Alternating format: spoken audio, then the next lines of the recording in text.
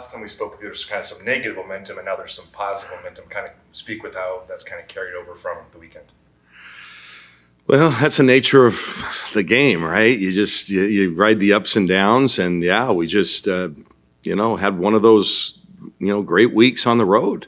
It's our first road sweep in the Big Ten, and we played really well. We had a lot of different players that contributed. I thought defensively we were on point both games.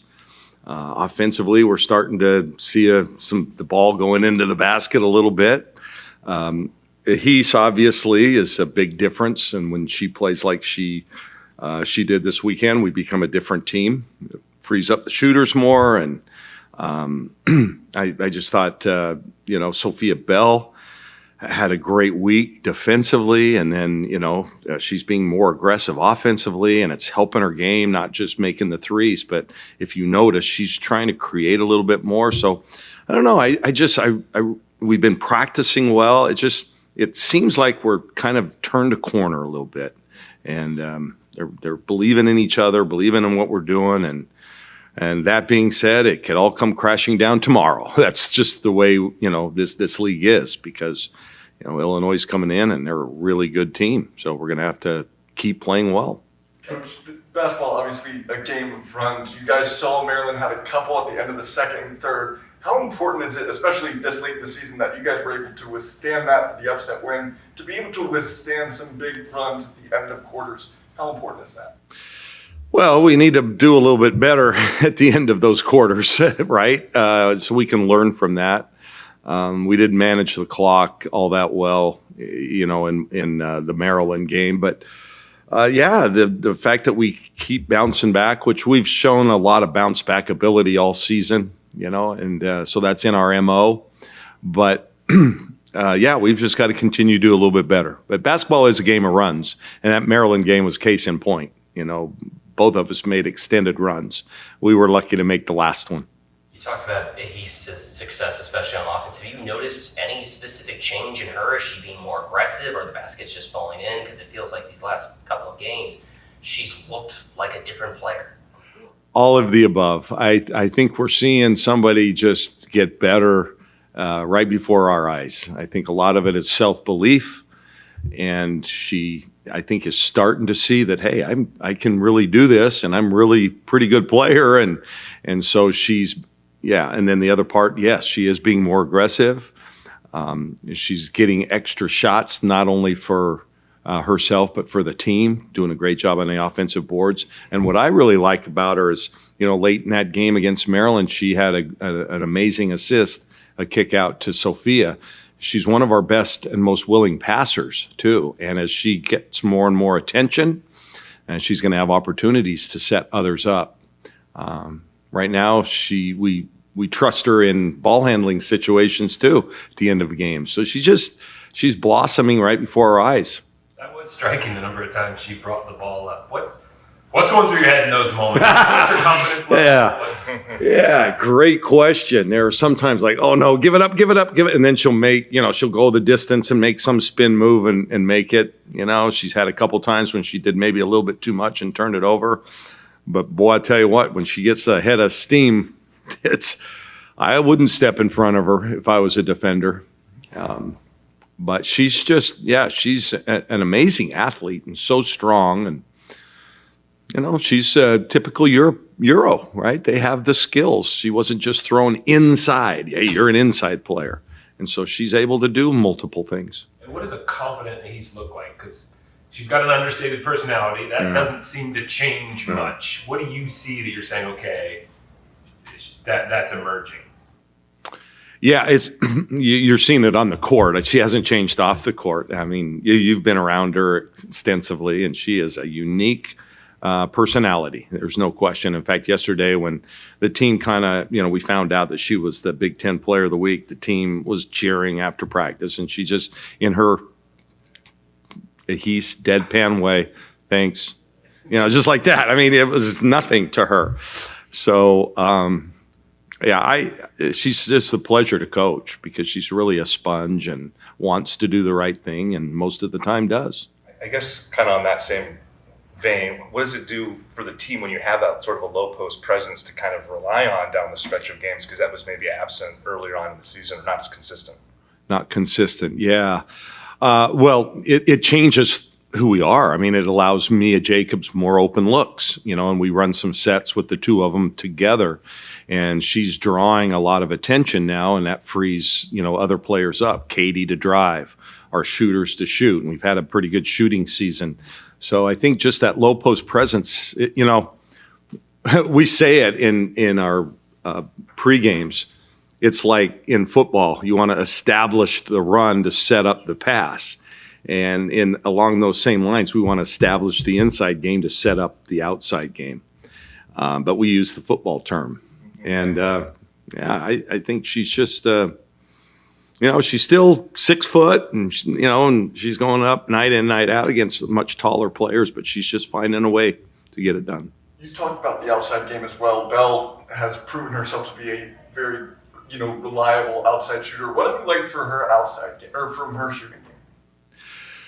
Well, I like the fact that, we encouraged her a month or so ago to really start being more aggressive, and I think it's helped. I think she is doing more than just a 3-and-D player. She is our best defender, hands down, not even close. Second half, when we shut down, Maryland's top scorer in the first half, that was by and large Sophia. But our plan going into that game was to take away their 3-point shooters, 12 and 6, Poffenberger and Garzone, and we did. We did a great job, and that allowed their one player to have a great first half. Second half, we just adjusted. We continued to stay on those shooters and just put Sophia on her one-on-one. She can do that on any player. She's an outstanding defender. She's not going to win the Defensive Player of the Year in the conference because she doesn't get high steal numbers, high block numbers, or a lot of defensive rebounds. But if you want just a lockdown, smart, focused kid, she can guard anybody. And she'll have to guard some inside players at this game tomorrow night. And I think it's just translating. I just love Sophia. She's an amazing teammate. She's never had an A- in her life, right? Graduates from the university in 2 years. And I think that's part of the reason on the court she doesn't sometimes take chances, plays it safe. And because that's in her nature, right? That's who she is. But I appreciate the fact that she's trying to do more. And it's helping the team, and it's going to help her. She can be a pro at this. She's got some things she's got to work on, but she's got the mental makeup, the physical makeup, the length, the basketball IQ, and the 3-and-D game. Yep. Did I gush enough? You did. Okay. To the point of her aggressiveness, though, I mean, she's been an established 3-point shooter for you, but to step up and make those shots in those moments maybe seemed a little different. Like, can that change her profile in your mind and her mind? The fact that she made those shots in those moments on Saturday? Absolutely, yeah.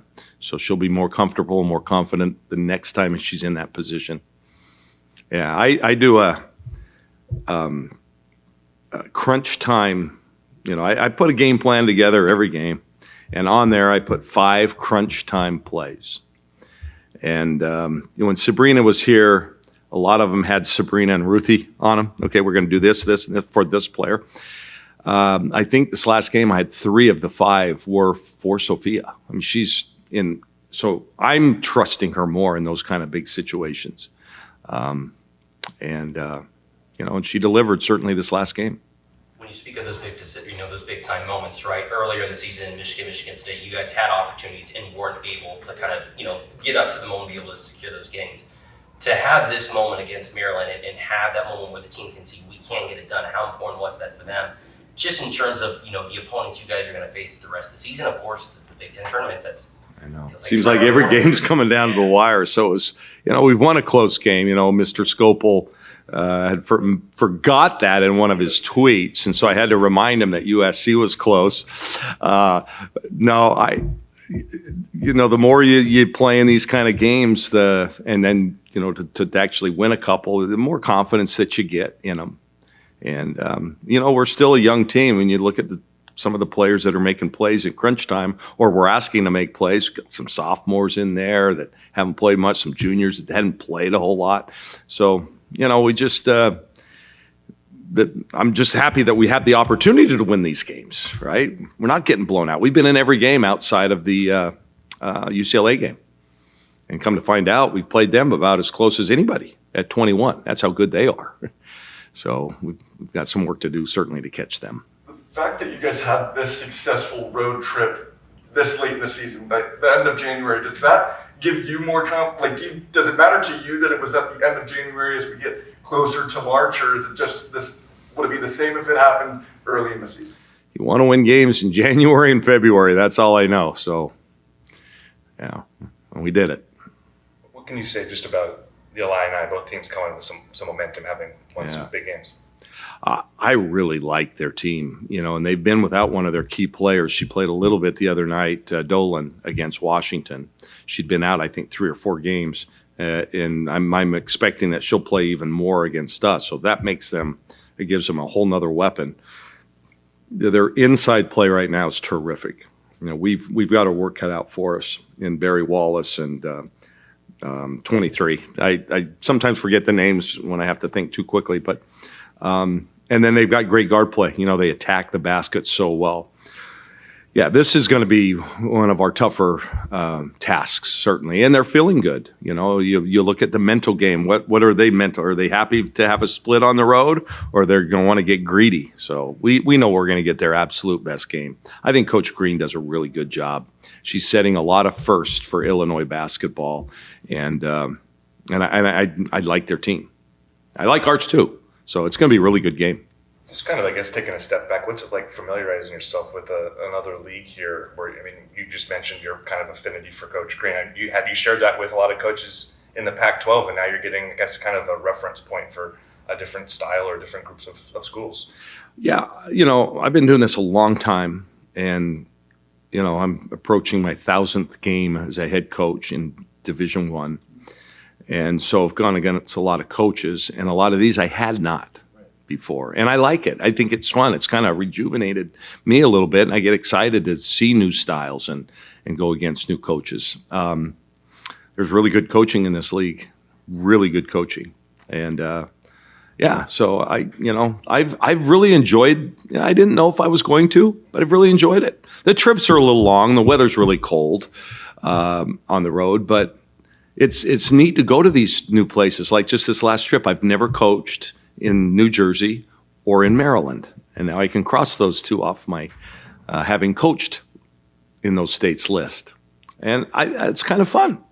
I couldn't stop looking at the banners in both arenas. Right, you guys were there. You know what I'm talking about. Just looking at the history at both of those places and seeing the names up there, the retired jerseys, which I think we need to do some more of that. Here, we don't have and we've got a lot to showcase here for whatever reason. We don't put any banners up of any kind. But I think that's really neat. Both those venues were awesome.